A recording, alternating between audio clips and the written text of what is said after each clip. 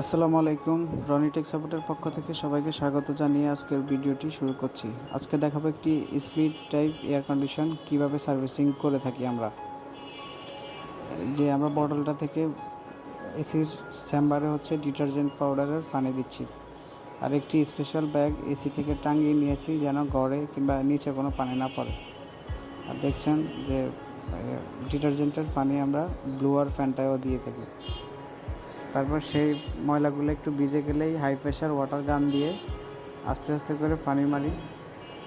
জোর করে পানি মারলে ফিন্সগুলো বাঁকা হয়ে যায়, সেজন্য আমরা পানি মারার সময় খুব দেখে শুনে বুঝে পানি মারতে হয়।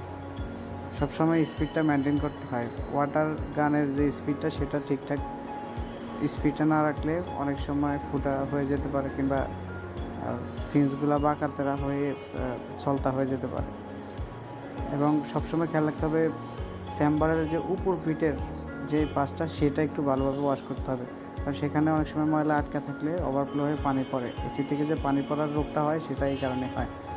তারপর ব্লুয়ার ফ্যানটা ভালোভাবে ওয়াশ করে দিতে হবে, কারণ ব্লুয়ারেও ময়লা থাকার কারণে বাতাসের ফ্লোটা কমে যায়।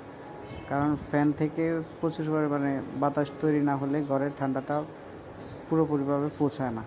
যত স্পিড ফ্যানের বাতাস থাকবে তত বেশি ঠান্ডাটা ডেলিভারি হতে থাকবে। আর যে আমাদের স্পেশাল ব্যাগে করে ময়লা বালতিতে চলে যাচ্ছে। আশা করি আপনাদের ভিডিওটি ভালো লাগবে। সার্ভিসের জন্য কল করুন স্ক্রিনে দেখানো নাম্বারে। ধন্যবাদ সবাইকে।